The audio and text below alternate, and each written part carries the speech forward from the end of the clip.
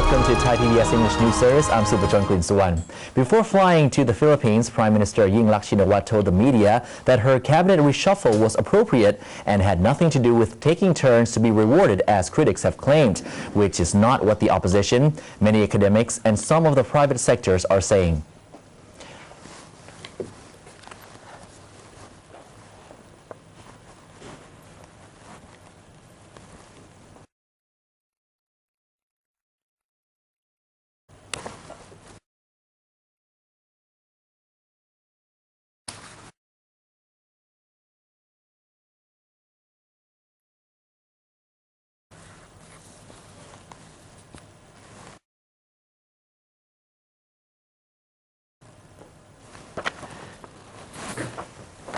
And while Prime Minister Yingluck Shinawatra also today met with Filipino President Benigno Aquino in Manila today, the closed-door meeting included discussions of economic cooperation and developments in energy, agriculture, education, and defense.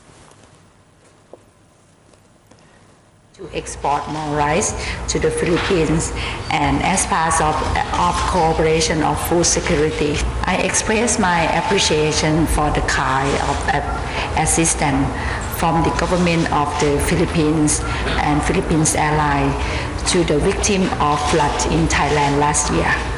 This flood reminds us that we must work closely together to protect our people from natural disaster.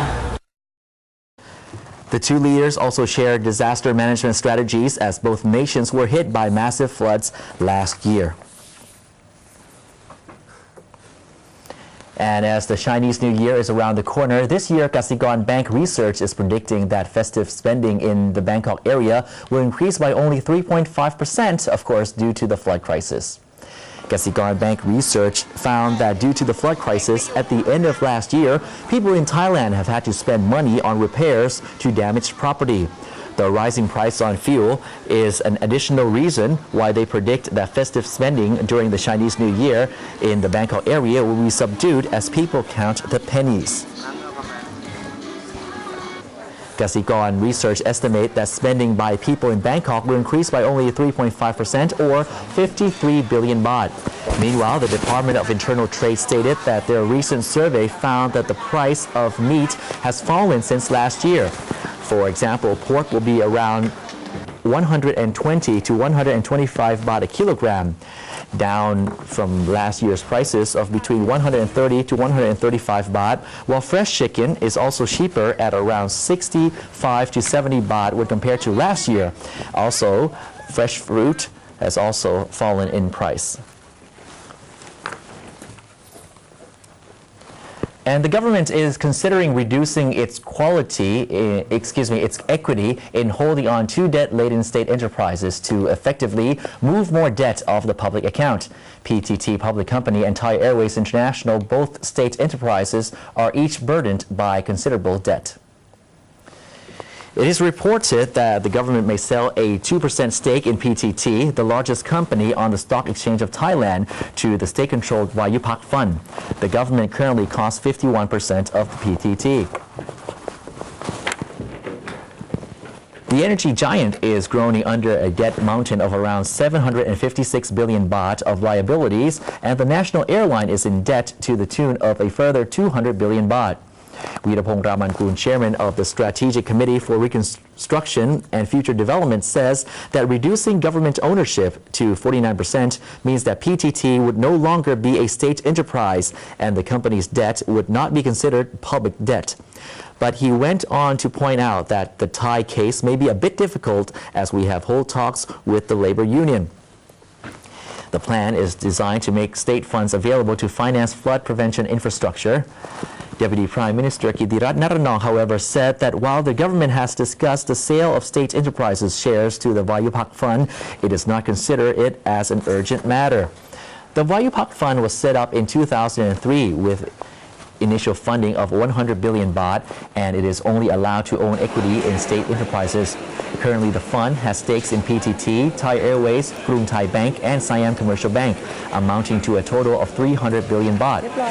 Meanwhile, the Secretary General of the State Enterprise Policy, or SEPPO, has expressed agreement to the concept, adding that one possible method would be to amend the maturity period of the fund from 2 years to be open-ended, allowing for diluted shares to be transferred into the fund, provided the cabinet approved such a move.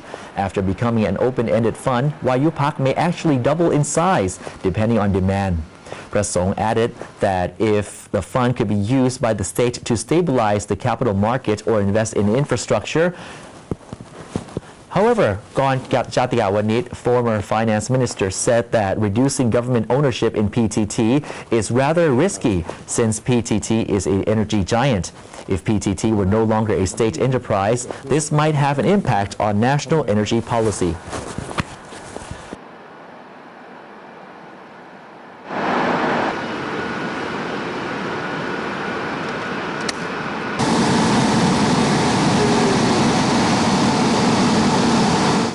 Meanwhile, Dr. Rungtip Chodnapalai spoke to Associate Professor Somchai Phakapariwat, a political economist, who said that public debt is 41%, which is still acceptable. However, in the case of PTT, the Thai government has to clarify the reasons for and the necessity of restructuring the government's shareholding and ensure total transparency, since such a move may well have an effect on the energy prices.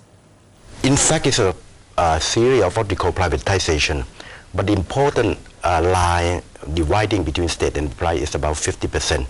So it means that if the government buy another 2% of the PTT will no longer be state enterprise. What will happen? Once you are state enterprise, this is part of what we call the strategic instrument for the government to intervene in case that we have an emergency or some eventuality because of the rising of the petrol prices. So would it be possible that the government intervene in the future once it's become no longer? The problem for the initial state is yes, because those who buy are still belonging to the government Wayupak fund. Right. But what is very important is that will be what we call a hidden agenda. It is just the beginning of the privatization. So in that case, it will be very important because you have to explain and at least tell in truth what is the government policy on that, or just 2% and that's no longer. But once the safety valve of 2% is leading, it could lead to further privatization regardless of your. And once again, before flying to the Philippines, Prime Minister Yingluck Shinawatra told the media that her cabinet reshuffle was appropriate and had nothing to do with taking turns to be rewarded, as critics have claimed, which is not what the opposition, many academics, and some of the private sectors are saying.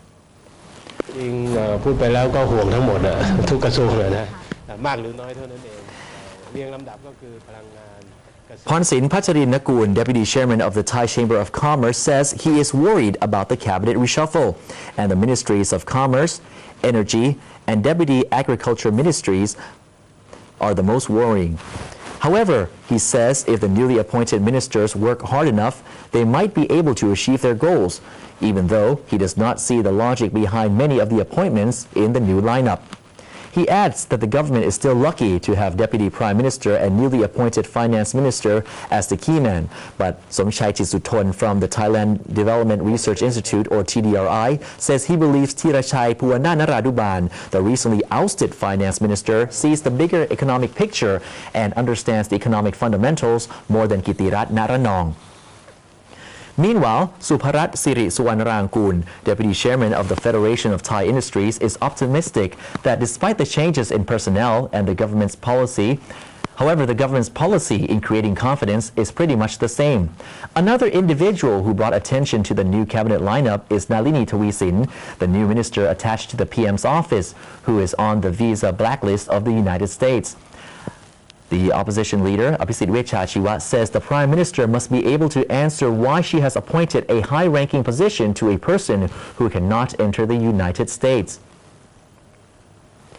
Meanwhile, the U.S. Embassy in Bangkok confirms that Nalini is on the blacklist by the order of the U.S. President since 2008 due to her alleged business relationship with Zimbabwean President Robert Mugabe's wife, Grace Mugabe, whose regime the U.S. government has sanctioned.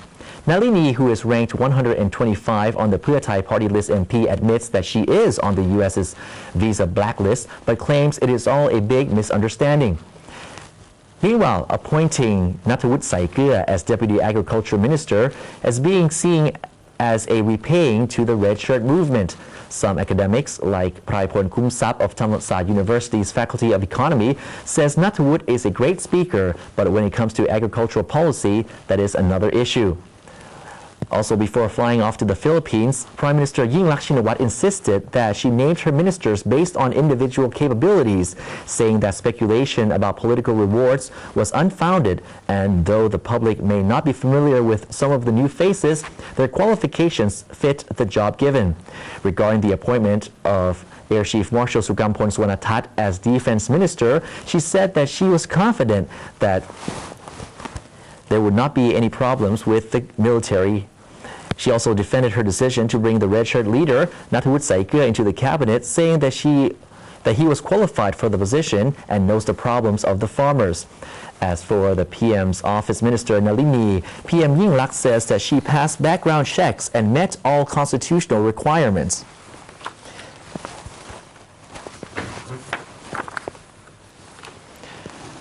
Moving on, further investigations of artist Hussein have led to a request to issue a further arrest warrant for another terrorist suspect.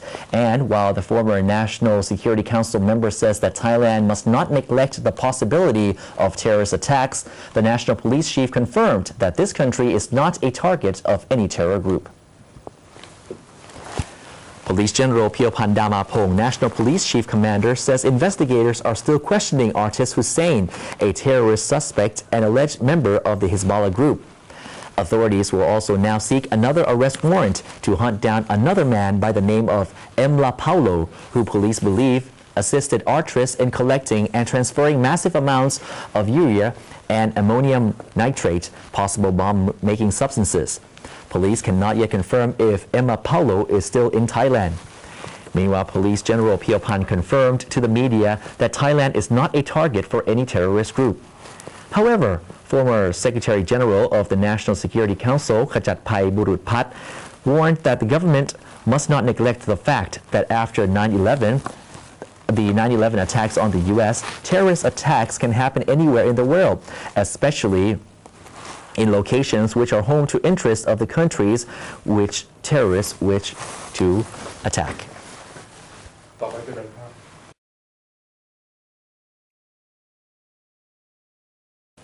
And that wraps up tonight's edition of Thai PBS English News Service. Thank you so much for watching. I'm Supachong Klinsawan. สวัสดีครับ